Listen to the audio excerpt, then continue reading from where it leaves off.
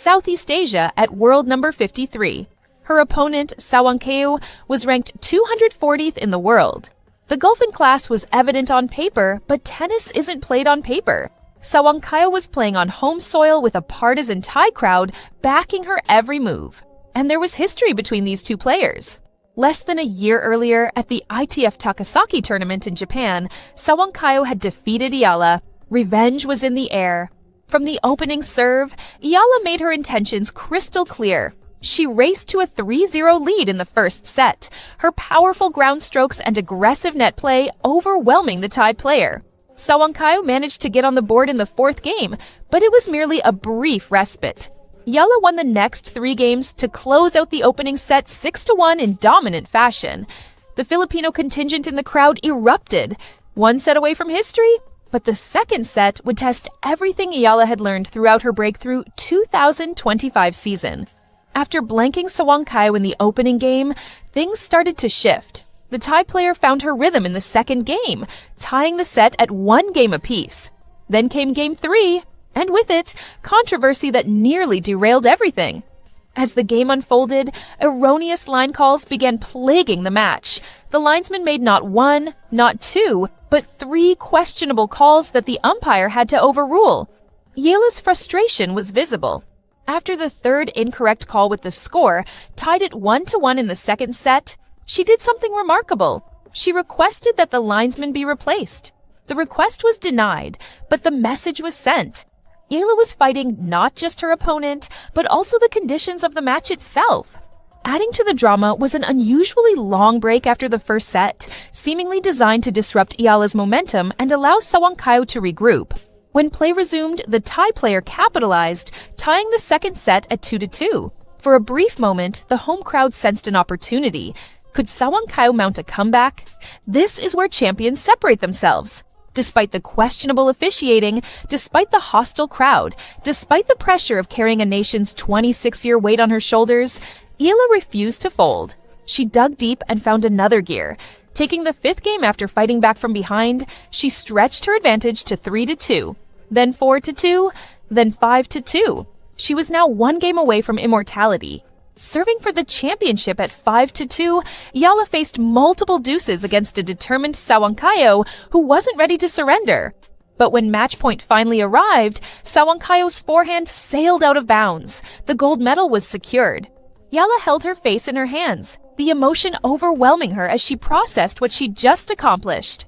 The victory delivered the Philippines' 39th gold medal at the 33rd SEA Games and marked only the 3rd time a Filipina had won the women's singles event in the competition's history.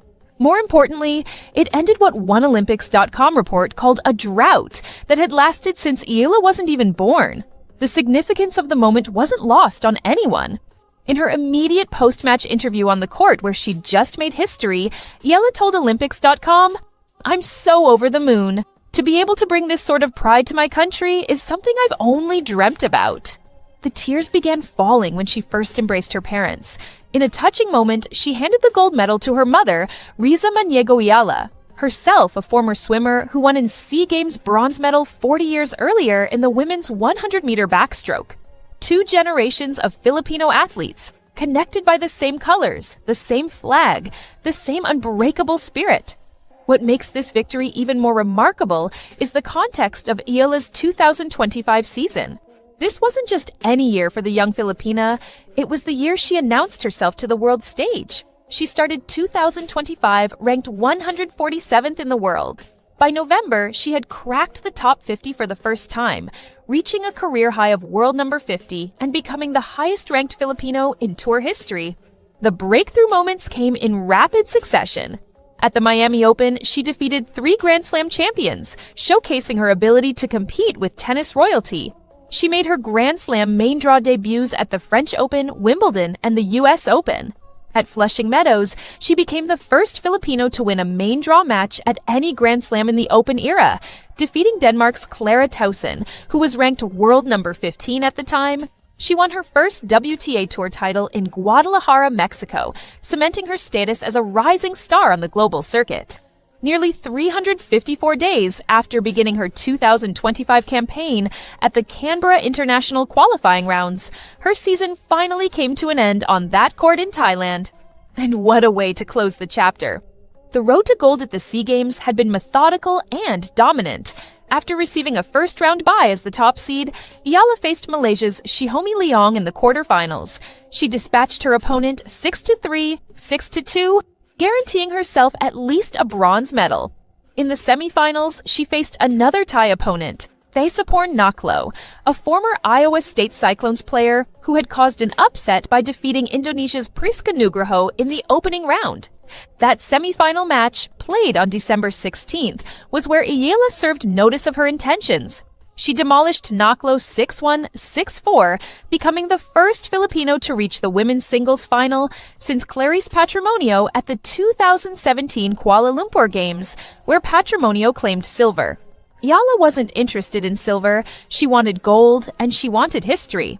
After the victory over Sawangkayo, Eala reflected on what the SEA Games meant to her. It's a very different field, because this is something so unique to Southeast Asia, and it means something that a lot of people from Europe or America might not get. She explained, "This has been something that people from my region look up to and dream about since they're young." The SEA Games gold capped a special fortnight in Thailand for Eala. She began the competition as one of the Philippines' co-flag bearers at the opening ceremony, an honor she described as just so surreal. She also competed in the mixed doubles event alongside Francis Casey Alcantara, though they fell short of gold, settling for bronze after losing to Thailand's Pawit Sornlaksup and Pacharan Chipchandej 7-5, 5-7, 10-7 in the semifinals. It marked their second consecutive SEA Games bronze in mixed doubles, having also finished third at the 2022 Vietnam Games. Eala also secured a bronze as part of the Philippine women's team that finished third, though she didn't see action in that event. In total, she collected 3 medals at the 2025 SEA Games, but the gold in women's singles was the one that mattered most. It was the one that had eluded her at the 2022 Vietnam Games, where she had to settle for bronze in singles along with her 2 other bronze medals. The significance of Eala's gold extends beyond personal achievement. This victory represents the 8th singles title overall, men and women included, for the Philippines in SEA Games tennis history. It breaks a duopoly that had seen Indonesia claim 7 women's singles titles and Thailand capture 4 since Fernandez's victory in 1999. For more than 2 decades, the Philippines had been shut out of the top spot. Now, with one dominant performance, Eala has restored her country to tennis supremacy in the region. Despite the controversy surrounding the linesman and the challenging conditions, Eala remained composed throughout her post-match interviews. She acknowledged the difficulties but focused on the positive, considering the gold medal win a great start to a new season, even though the next tennis tour season doesn't officially begin until January. When asked about her immediate plans, she laughed and said, "Maybe a couple of days. I went straight from preseason to this, so I haven't had a break in a couple of weeks. But it was worth it. Worth it indeed. Because now, when